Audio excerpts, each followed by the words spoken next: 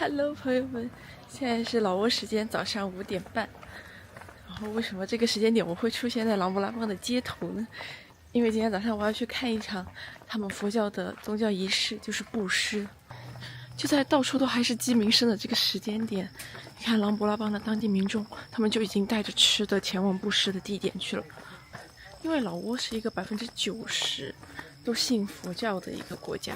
所以说你走在琅勃拉邦的街头，你几步路就能看到一个佛教的寺庙，好像据说是1公里之内你都能看到几十座佛教的寺庙。然后在一天里，这些僧侣他们是不会生火做饭的，他们一天的吃食都要靠早晨5点半到6点半这段时间，通过这些民众自发的施舍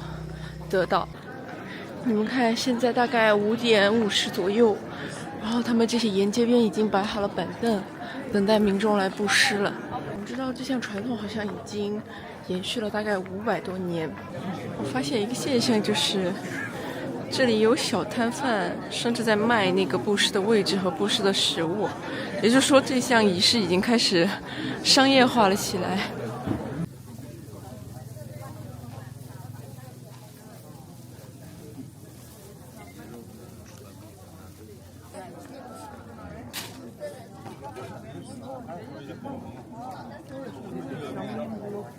就看完整场布施之后，我发现有一个很有意思的点，就是有一些僧人在接受这些食物的同时，他们会转头把一些食物就丢进旁边的垃圾桶里。我刚开始的时候不太理解这是什么行为，然后我去问了一下旁边的人，然后他们说就是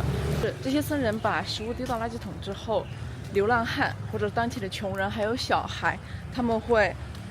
把这一些食物给带走。也就是说，他们在接受施舍的同时，又在把这个善意给施舍出去。然后过程中还会有一些小狗跟着这些僧人，也能分到一些食物吃。我刚到的时候，我不太理解这种布施商业化的行为，但是看完整场布施之后，我想，其实游客也达到了他的目的，僧侣也达到了他的目的，然后当地的商贩也得到了一定的经济支持。这整个过程中，每一个人都完成了他们的这一场修行吧。所以说，商业化好像也没什么不太好的。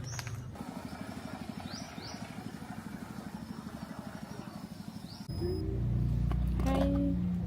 这是情侣老板家的小狗。啊 ，so cute。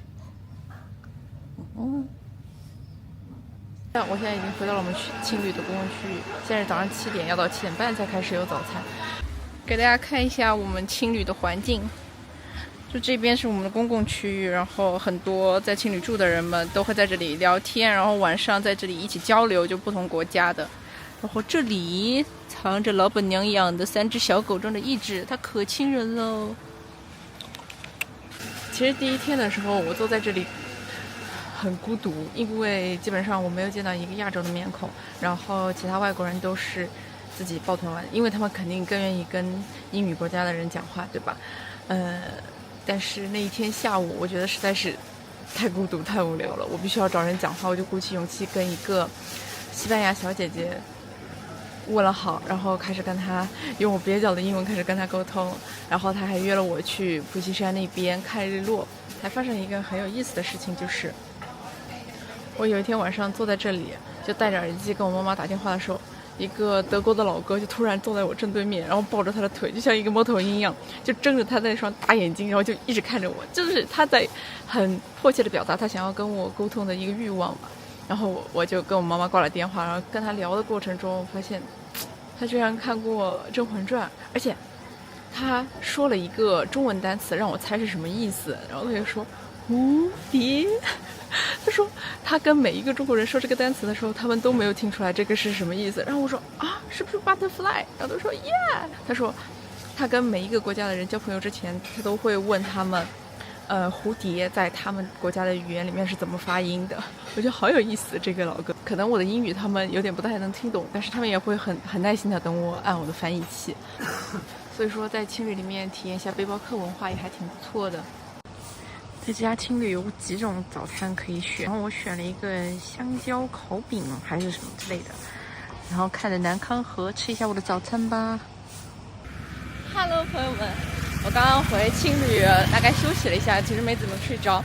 然后你们看我现在的装扮，应该知道我等一下要去干嘛了吧？我打算自己租一辆摩托车，然后去看朗勃拉邦这边的瀑布，去玩一下水。不过在去之前，我需要去吃一点东西补充一下体力，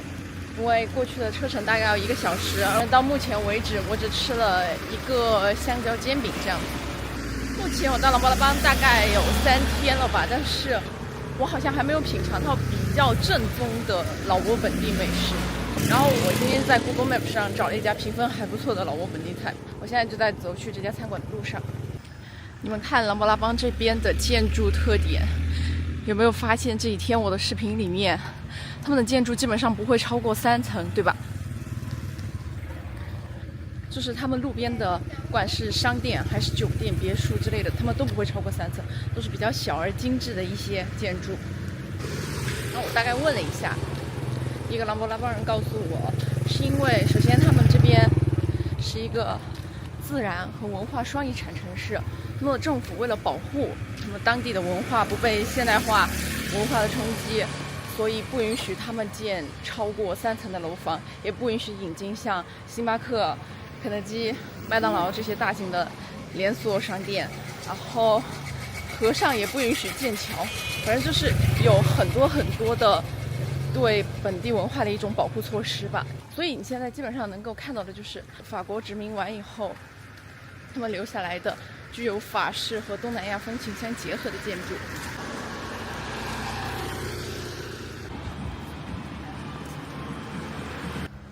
而且我来这边快3天才发现，原来他们是没有红绿灯的。我才意识到，他们连红绿灯都不让建。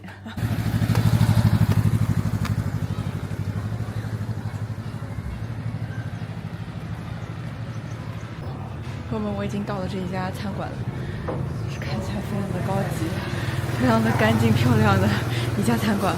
让我尝试一下他家的菜怎么样吧。你们看他们的装修风格还挺有老挝特色的，然后对面就是这样一个风景。哇，这个就是我的那个套餐，我有点错误估计了，它这个饭的分量还挺多的，这个感觉像薄荷或者说是什么香料炒的饭，然后这是鸡肉汤，这是老挝的特色肉肠，这是香蕉什么饮品，好像是。朋友们，我感觉我这一顿钱花的真的很值。它这个香料炒肉吧，或者是炒鸡肉吧，应该香料巨足，然后里面应该有什么罗勒叶、薄荷之类的，还有酸笋，反正就是我很喜欢吃的口味。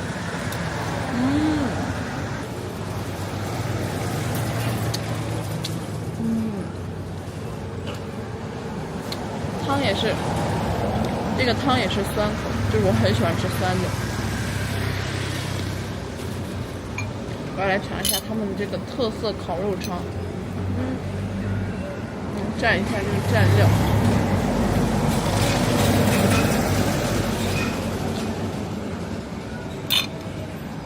好像他们在这个肉肠里面也加了各种香料，就吃起来不仅仅是猪肉的味道，然后再蘸上这个料，真的很好吃。我给你们看一眼，就这个蘸一下他们这个料，哇，绝了，真的。就是它每一道菜都很下饭，然后它这些菜全部都盛在用竹片编的一个篮子上吧，应该还蛮有特色的。我不知道他们这些菜怎么吃哦，我感觉应该可以直接蘸这个酱吃。